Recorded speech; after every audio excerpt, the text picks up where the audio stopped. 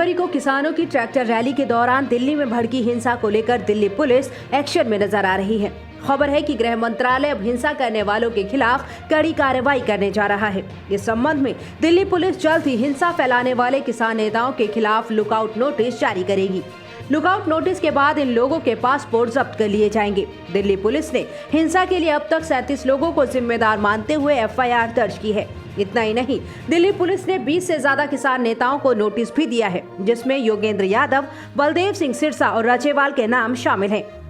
इन सब नेताओं से 3 दिन में जवाब मांगा है, क्योंकि इन लोगों ने एग्रीमेंट के बाद सारे रूल्स तोड़े। नोटिस में इन नेताओं से पूछा गया है कि क्यों ना आपके खिलाफ एक्शन लिया जाए।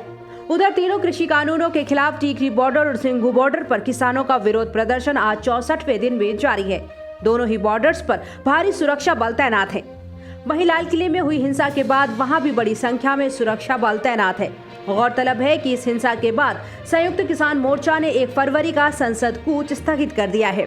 अब किसान 30 जनवरी को उपवास रखेंगे और आंदोलन को इसी तरह जारी रखेंगे।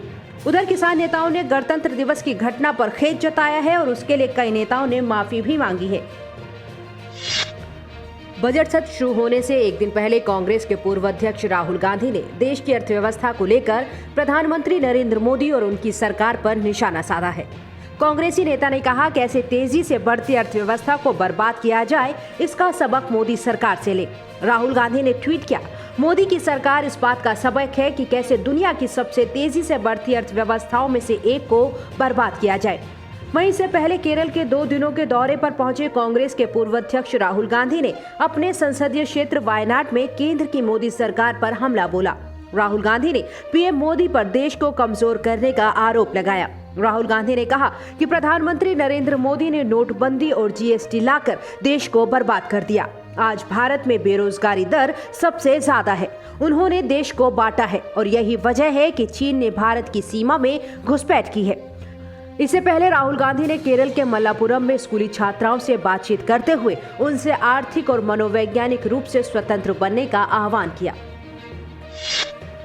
उत्तर प्रदेश में विधानसभा चुनाव लड़ने की घोषणा के बाद अब दिल्ली में सत्ताधारी आम आदमी पार्टी ने 5 और राज्यों में विधानसभा चुनाव लड़ने का फैसला किया है। पार्टी के संयोजक अरविंद केजरीवाल ने आम आदमी पार्टी की राष्ट्रीय परिषद की बैठक में घोषणा की कि आम आदमी पार्टी आगामी 2 वर्षों में उत्तर प्रदेश, उत्तराखंड, गोवा, पंजाब, हिमाचल प्रदेश और गुजरात में चुनाव लड़ेगी। इसके लिए पार्टी ने तैयारी भी शुरू कर दी है। तो अगले 2 साल के अंदर देश में जो भी चुनाव हो रहे हैं, आपकी पार्टी ने तय किया है कि अगले 2 साल में इन 6 राज्यों में चुनाव लड़ेंगे। उत्तर प्रदेश, उत्तराखंड, गोवा, पंजाब, हिमाचल प्रदेश और गुजरात। मंजूर है? हाथ खड़े कर दो जरा दोनों से। इसके साथ ही अरविंद केजरीवाल ने किसान आंदोलन और दिल्ली में हिंसा को लेकर भी खुलकर बात की। केजरीवाल ने कहा, आजकल देश का किसान बहुत दुखी है। पिछले 25 साल में 3.5 लाख किसान आत्महत्या कर चुके हैं। नए किसान बिल से किसानों की खेती छीनकर पूंजीपतियों को देने की तैयारी है। 26 जनवरी को हुई हिंसा दुर्भाग्यपूर्ण थी। किसानों पर फर्जी केस लगाए जा रहे हैं। जो पार्टी जिम्मेदार है उसके खिलाफ सख्त कार्रवाई हो। जो कुछ भी उस दिन हुआ उससे यह आंदोलन खत्म नहीं हो सकता। हम सब लोगों को मिलकर किसानों का शांतिपूर्वक साथ देना है। केजरीवाल ने पार्टी कार्यकर्ताओं से अपील करते हुए कहा कि जब भी किसानों के पास जाएं तो अपना झंडा और टोपी छोड़कर जाएं। उनके पास आम नागरिक बनकर जाएं। वहां कोई राजनीति नहीं करनी है। पिछले 25 साल में बताते हैं 3.5 लाख किसान आत्महत्या कर चुके हैं देश के अंदर। किसी ने किसानों की सुध नहीं ली। और अब ये जो तीनों बिल आए हैं, ये तीनों बिल एक तरह से किसानों से उनकी खेती छीन के इन 2-4 पूंजीपतियों को सौंप देंगे।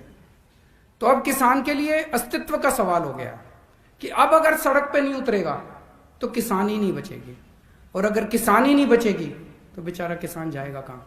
वो अपने परिवार को कैसे पालेगा? मैं कई बार सोचता हूं कि इतनी ठंड के अंदर किसान कैसे बैठे हैं। वो इसीलिए बैठे हैं क्योंकि अगर नहीं बैठेंगे तो फिर कुछ बचेगा ही नहीं उनका। 26 जनवरी को जो कुछ भी हुआ वो दुर्भाग्यपूर्ण था। जो हिंसा हुई वो दुर्भाग्यपूर्ण थी। जो भी उसके लिए जिम्मेदार हैं और जो जिम्मेदार हैं जिस तरह से फर्जी केस पे केस लगा रहे हैं वो नहीं। जो भी उसके लिए असल में जिम्मेदार हैं, जो भी पार्टी उसके लिए असल में जिम्मेदार है, उसको सख्त से सख्त सजा मिलनी चाहिए। लेकिन उस दिन हिंसा हुई, इस वजह से किसानों के मुद्दे नहीं खत्म हो गए। मुद्दे आज भी बरकरार है। जिस मुद्दों की वजह से वो 60 दिन से बेचारे बैठे हैं, वो मुद्दे नहीं खत्म हो गए। कह रहे हैं अब तो आंदोलन खत्म। आंदोलन कैसे खत्म? वो किसानों की जो दुखती समस्या है वो तो आज भी है। तो वो आंदोलन खत्म नहीं हो सकता, वो उनके मुद्दे खत्म नहीं हो सकते। और जिस देश का किसान दुखी है वो देश कभी भी सुखी नहीं हो सकता। भारत में कोरोना वायरस महामारी के खिलाफ लड़ाई के लिए टीकाकरण कार्यक्रम जारी है। वहीं अब हम दूसरे देशों की मदद के लिए वहां भी वैक्सीन मुहैया कराने का काम कर रहे हैं। इसी कड़ी में विश्वसनीय साथी के रूप में भारत ने बहरीन और श्रीलंका में कोविशील्ड वैक्सीन की खेप भेजी है। इससे पहले बांग्लादेश, नेपाल और मालदीव में भी वैक्सीन भेजी जा चुकी है। वैक्सीन मैत्री अभियान के तहत भारत ने श्रीलंका को 50,400 डोज का कंसाइनमेंट उपलब्ध कराया है। वहीं बहरीन को 10,800 डोज दिए गए हैं।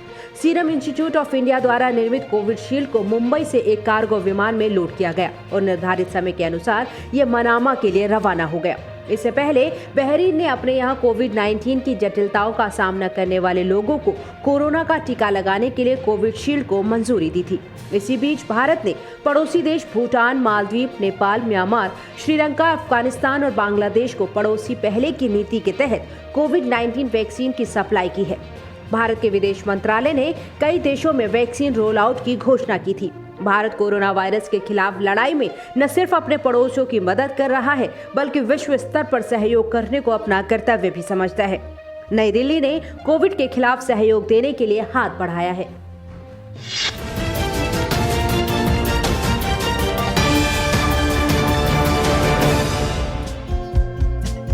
हमारे चैनल को लाइक, शेयर और सब्सक्राइब जरूर करें और नई अपडेट्स के लिए बेल आइकन दबाना ना भूलें।